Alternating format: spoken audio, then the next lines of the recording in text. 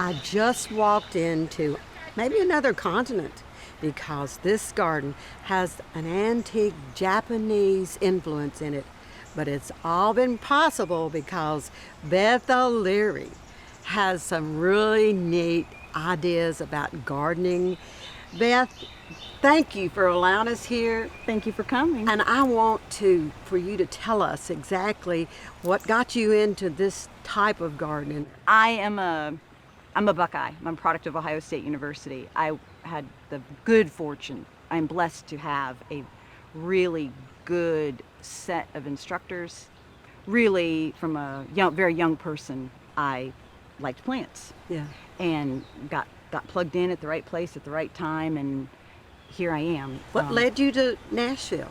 I was an intern at Cheekwood right out of college, and I moved in June of 1990, and my husband came 3 months later. So I could not have done any of this without Robert Edwards, my husband and my business partner. I just couldn't have done it. Okay, now, you've been on this quarter of an acre for how long? For 25 years. Our oldest child is 26, and he was an infant when we moved here. So this is the fourth version of this backyard because we accommodated a gigantic perennial garden in the beginning, and then kids, and then the kids grew up and didn't play on the play set, so the garden behind you was the play set. The lifestyle changes and the garden never sits still. That's true. That's All right, so true. And now we're to today. I know that you're a Hosta person. I am. That's what led me to you. So tell me today about the hostas that you're most fond of. Ooh, I like them all. I never met a hosta I didn't like. Me either. And it seems like hosta lovers, it runs in either like them really, really big or like them really, really small. Or maybe really blue or really chartreuse. Right. Yeah. There's nobody's lukewarm about it. But I like the ones that are variegated, that are chartreuse and dark green, like Francis Williams is the classic example. Exactly. I'm really fond of that color combination any way it appears on the leaf. And the bigger and more corrugated, which means it's corrugated like cardboard, and the ruffled pie crust edge, the more activity on the leaf, the more crazy I am about it. That activity on the surface of the leaf, the corrugation and the pie crust edging makes it more slug resistant. Texture and the slugs can't get a hold of it, and because I'm so shady and I've got water, I've got a real slug problem. So I'm all the time fighting slugs. And this year I've had good success. you have a very good way of fertilizing your hostas, don't you? Oh yeah, the good Hosta magic, the Hosta Society magic is if you start at April 15th, which is our frost date, until the temperature reaches 90 degrees on a regular basis, is on or about May 30th. Mm-hmm. So you've got a 45-day window to treat 3 times with Miracle-Gro tomato food. And Miracle-Gro tomato food is loaded with lots of micronutrients so that it promotes real green, vigorous growth. And in a hosta, green growth means blue growth because there's so many of the hostas are blue. Oh. A blue hosta is a green hosta with a glaucous coating on the leaf. That's what makes it blue. Okay, now let's move on to I noticed as I was walking earlier with you, there's like 5 layers of plantings from wall to wall in your garden. And you also believe in covering every square inch, don't you? I do. And I've liked plants since I was a little kid. So when I go to my mom's house or I go to my in-laws' house and I see plants that I have sparks of memory, I have to dig some and bring it home. Well, I have that same theory. I'll find the plant I want, and then I'll find a place for it. Absolutely.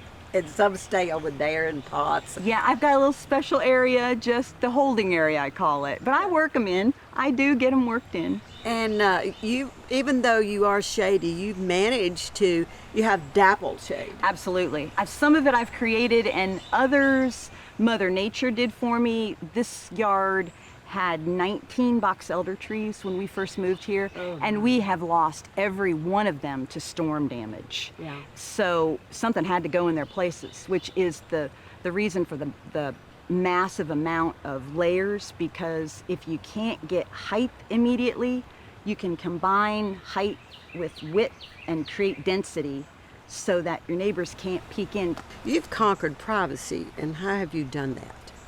Well, it's really close here. I have neighbors on all sides in the backyard, so I have planted for density, and I just pack it in. I don't know any other way to describe it except just get it in and give it enough water and nutrients that it'll get up and going and find its own light. And now you've got a vignette that is really nice to sit in, and it surrounds one of your koi ponds. Yes. And you also have some babies planted in there, don't you? I do. That's where I keep my mini hostas. About half of my mini hosta collection is planted in the rocks around the koi pond. Yeah. I'm sure that the sound, if I had a visitor, I would enjoy sitting in those chairs and hearing the water, because all of that is so serene and just really, it's private. It is private. One of my favorite things is to come home from work and have one of my neighbors waiting on me in the backyard.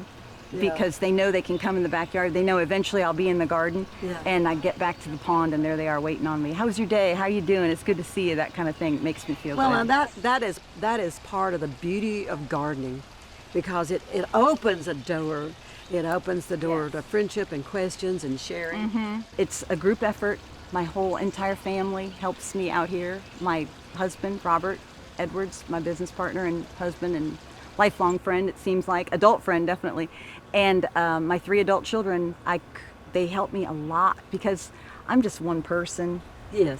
And I'm getting old, and I have trouble doing everything I want to get done. It's a beautiful thing to grow old with our garden. I agree. Tell me, do you have right offhand an idea of the mistakes as a professional, the biggest mistakes that people make with their gardens? Expecting too much too soon. Yeah. You know, it's like, why isn't this growing? Why didn't this do this? Expecting plants to react like people or animals. Exactly. They're not, here boy sit. Plants don't do it that way. A plant, you just have to put it in the ground and you have to watch it. You have to let it be. You just have to let it be. It has to acclimate, doesn't it? Right. And time of planting and pruning at the wrong time is probably the biggest mistake people make with flowering shrubs, especially hydrangeas. Okay. They go through and knock off all the flower buds and say, why didn't this bloom? Thank you for allowing us to be here and see your work, see your garden through your eyes. You're welcome. Thank you for coming.